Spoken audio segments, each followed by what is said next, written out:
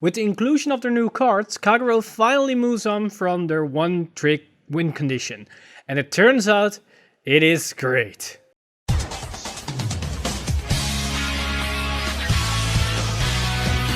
Stand up! Vanguard! Hey Cardfighters, welcome to the final deck profile for Light of Salvation, Logic of Destruction, and this time we're going to take a look at the new Kagero build. And in this case, it's not particularly a Waterfall version 2 or a Overlord the Great build. It's a more generic kind of Kagero build that we can build with the inclusion of all the new cards, the new promos, as well as the old cards from Q4. And most of you are probably very familiar with the old Kagero build. That's basically Dragon Egg Waterfall, the deck, and it only had one win condition and one kind of strategy, and it was all to go face with the Vanguard, have a big Vanguard swing with a guard restrict, cannot PG, and beat over with an extra crit and potentially drive check 1 or 2 extra crit and then kill them with that attack. And it could only do that. But this deck has so many different playabilities. It has so many different strategies, and with the inclusion of all these new cards, you can basically overwhelm your opponent in all kinds of different ways, and now your opponent cannot easily counter your strategy as they have no idea what you're actually gonna do. And that's gonna make this deck very deadly. But enough about that, let's jump right into this deck profile and see how this deck actually functions and how we can pilot it and which cards we actually are going to run, as this is a very interesting deck and very fun to play. And unlike the other two deck profiles that I did for Link Joker and Royal Paladin, this is an actual viable strategy that can win you games and even win your locals and maybe snatch some wins at a regional or a big tournament. So for this Kagero list, we run a total of 10 grade 3s, 11 grade 2s, 12 grade 1s, and 17 grade 0s. For a grade 3 lineup, we run 4 copies of Dragon Egg Waterfall. I don't have to talk about why we run this card. It's basically one of your strongest finisher, and we are very familiar what it can do. It's still very strong, it's still very viable, especially when we're up against a Protect matchup, and even against an Exile or Force Clan when they don't have enough cards in their hand to guard it. But then with the inclusion of the new cards, we run 3 copies of the new Dragon Egg Overlord the Great. This thing is pretty nuts, as it can give you 5 big attacks in a turn, as it can resend your Vanguard as well as a rearguard that is Neo Flame. But at the same time, it can also give you a free rearguard, and that's pretty big, as Kagero has some issues filling the field. And with Overlord the Great, that is no longer a big issue in that sense. And lastly, to round up the grade 3s, we run 3 copies of Dueling X Arc Dragon. And this card is pretty insane as a first right target. As both Waterfall and Overlord the Great are your secondary grade 3 right, you need to have a good first right target, and that is this card. It can have some insane pressure against your opponent, as you give basically every attack for that turn a battle or a guard restriction, as they need to force 2 cards from their hand if they want a guarded attack. So either that's going to waste them a lot of cards from hand, or you're gonna rank up the damage very quickly. Either way, very good. For the grade 2s, we run 4 copies of Berserk Dragon. This is pretty much a staple for Kagero, as it's a great retire card as well as a free plus when you read it onto the Vanguard circle, so pretty damn good. And then next up, we also run 4 copies of Dragon Egg Neoflame. This is basically an obvious include when we run Overlord the Great, as you need this card, but it's also a very good generic attacker, as we can swarm the field early game. And then lastly, for the grade 2s, we run 3 copies of Dragon Egg Burnout. This is the new retire unit for the deck, and this is pretty good as it has an act ability, so that means we can slam it on the board early game and still have some value out of it if we want to use a skill to retire something. Then for the grade 1s, we run 4 copies of Flame of Hope Armo. Again, a very staple in the deck, as it is a good cycle card, but also have a good countercharge engine for the deck, as we're going to use a lot of counterblasts with all these skills. Then we also run 4 copies of Sable Dragonute, another good staple card for the deck, as it's a good cycle card, and it is also a potential free plus when we attack with it on the first turn when we went second, and either they need to force some guard cards from their hand, or you get another plus out of it, and that's pretty good, as we need to have some way to dig to our key pieces. And either way, this is going to help us pretty damn big. And then lastly, for the grade 1s, we run 4 copies of Calamity Tower Wyvern. This card is pretty damn good with most of our grade 3s, as it synergizes really well with Dragon Egg Waterfall, but also with Overlord the Great. But we're going to talk about that a little bit more later down this video. Then for the grade 0s, we run of course the obvious starter, and the trigger lineup is 4 heals, 8 crits, and 4 draw RPGs, making a total of 10 grade 3s, 11 grade 2s, 12 grade 1s, and 17 grade 0s. This deck, just like most Kagero decks, isn't focused on intricate combos or next level plays, it's all about value and pressure. You want to get the most value out of your cards while at the same time apply pressure non-stop. And thanks to the new cards, we can do that right from the get-go and onwards without any stops. But more on that later in this video. Resources for Kagero can be a bit rough, and in most cases soul is the limiting factor. But as you might have seen, almost no units in this deck uses soul except for Waterfall, Berserk Dragon and Calamity Tower Wyvern. So you are granted access to these skills at all times, and that is what you want because these cards are very important pressure tools. In terms of counterblast, we have quite a lot of units that use it, but in most cases it can be very manageable thanks to Airmo. Also, draw potential is a bit better thanks to the inclusion of Sable Dragon Newt.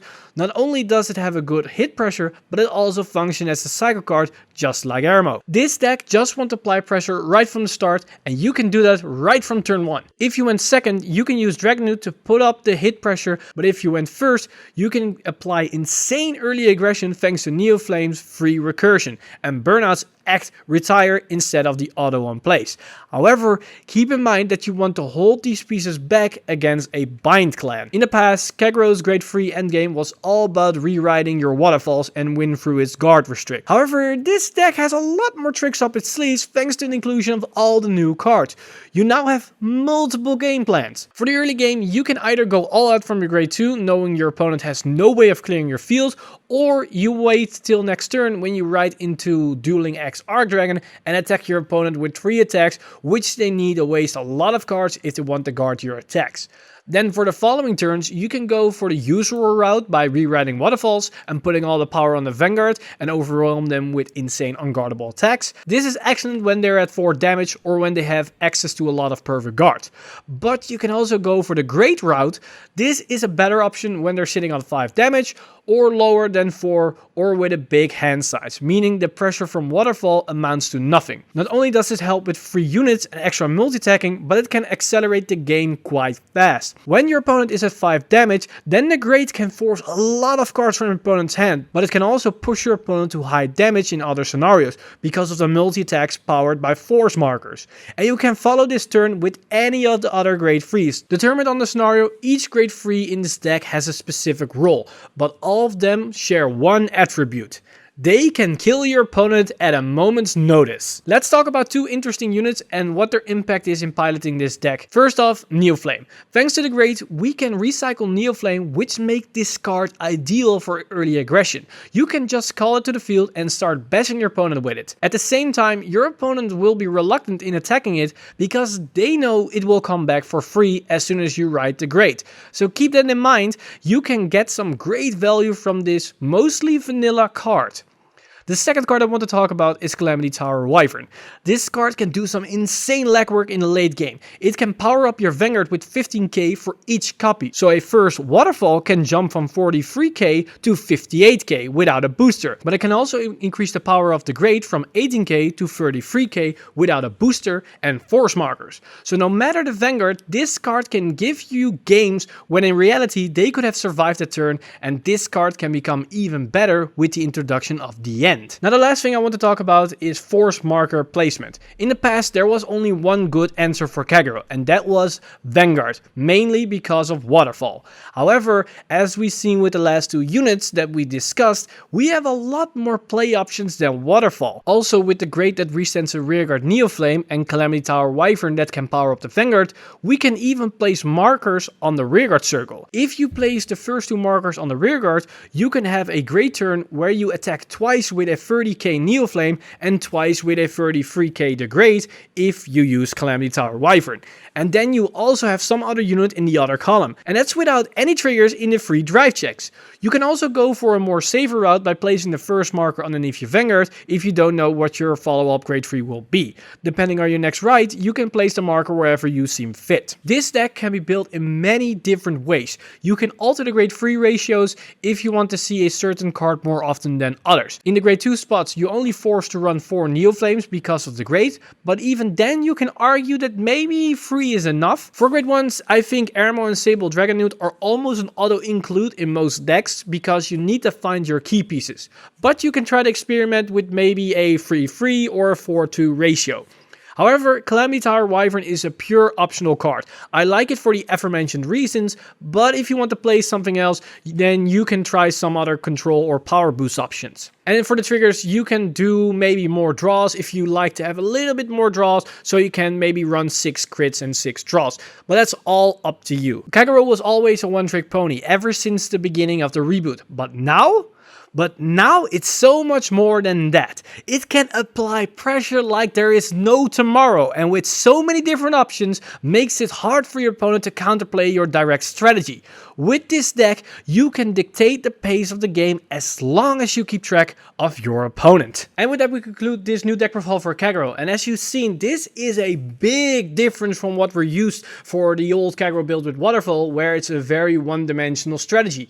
There are so many different plays you can make for only this specific build. And as stated in the video before, you can try to build the deck a little bit differently for your own personal preferences and your own unique takes on the deck, and then change the game plan in its entirety. So the new Kagero is looking very interesting, and I'm very curious what you guys think of this specific deck profile and as Kagero as it is now, and as we've seen with the inclusion of the upcoming set with Overlord the End.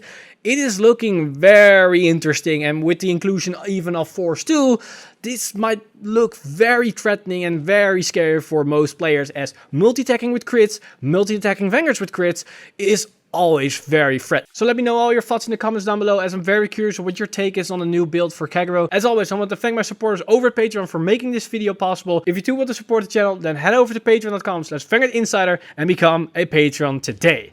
But with that said, I'm Mr. Time Leap, and I'll see you guys in the next one.